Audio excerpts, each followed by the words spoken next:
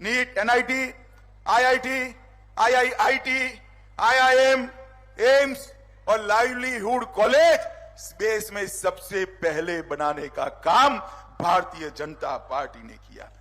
देश के गृह मंत्री चुनावी राज्य छत्तीसगढ़ में एक रैली को संबोधित करते हुए बड़े ताव में बोलते हैं कि देश में पहली बार NEET, NIT, IIT, triple IT और एम्स की शुरुआत बीजेपी की सरकार ने किया है।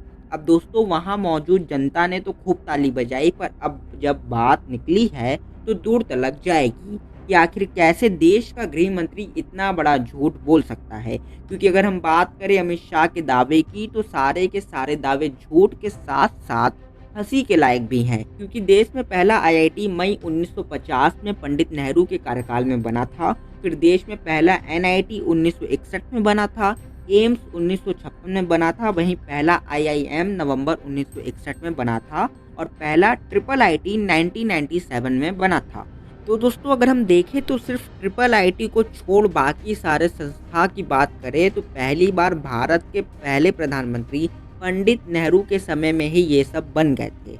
सिर्फ ट्रिपल आईटी ही एक ऐसी संस्था है जो अटल बिहारी वाजपेयी ने बनवाई थी। यानी कि मोदी जी के समय बना तो कुछ नहीं, पर अमित शाह आ गए क्रेडिट लेने।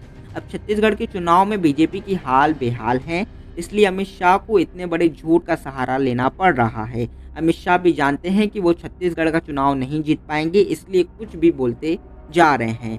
जब से बीजेपी केंद्र की सत्ता में आई है, तब से उसने सिर्फ ध्यान भटकाने का काम किया है। आईआईटी, आईआईएम जैसे संस्था बीजेपी बनवा सकती है, पर वो सिर्फ झूठे दावे करके दूसरों का क्रेडिट लेके युवाओं को जाति धर्म में बांट के चुनाव जीतना चाहती है। अमित शाह के सारे दावों में सिर्फ ट्रिपल आईटी ही एक है जो अटल बिहारी वाजपेयी के कार्यकाल में बना था, मोदी जी के कार्यकाल में नहीं। अमित शाह ने अपने बेटे जयशाह को बीसीसीआई का सेक्रेटरी बना दिया बिना किसी काबिलियत के। तो अमित शाह को लगता होगा कि वो फालतू की बात करते रहेंगे और अपने बेटे को आगे बढ़ाते रहेंगे। पर जनता बहुत समझदार है, उसको पता है कि किसने आईआईटी बनाया है और किसने अपने बेटे को बीसीसीआई का सेक्रेटरी।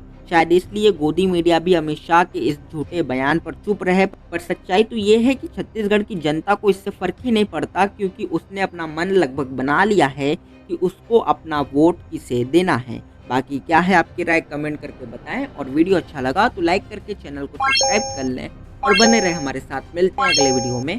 धन्यवाद।